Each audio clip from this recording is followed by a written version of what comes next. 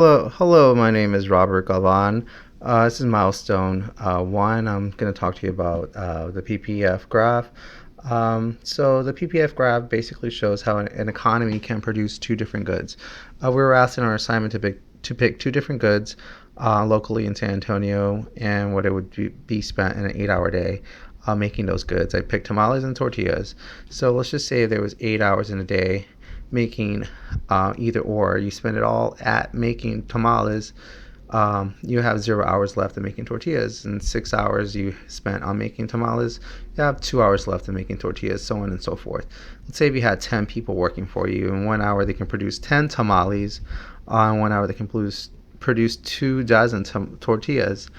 With the math being done, in 8 hours a day, one person can do a dozen, so that would be 8 dozen, but you have 10 people, so it's 8 times 10, it will give you 80.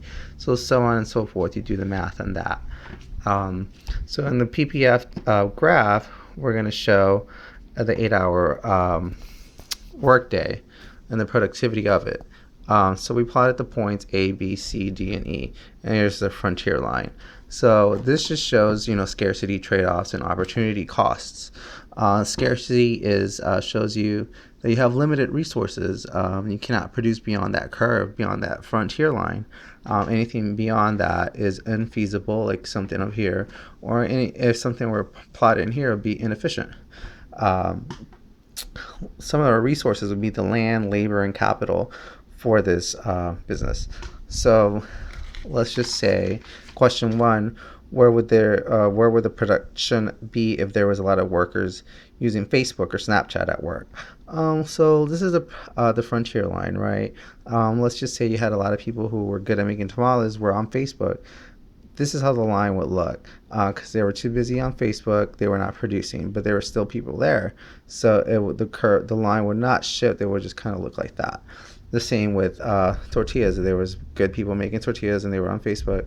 They would produce less, but there were still people there. So the line would look like this. The second question shows how the production would change due to loss of electrical power for a few hours. And let's just say it just all goes inward because nobody's working, there's no power. That's a production that you just lose out. The last one says explain what might reduce productivity in both goods. I picked what might reduce everything would be unemployment or loss of land. There would be nobody working, or they weren't sufficiently using the factory enough to make enough product. And that's basically my explanation. Thank you. Have a good day.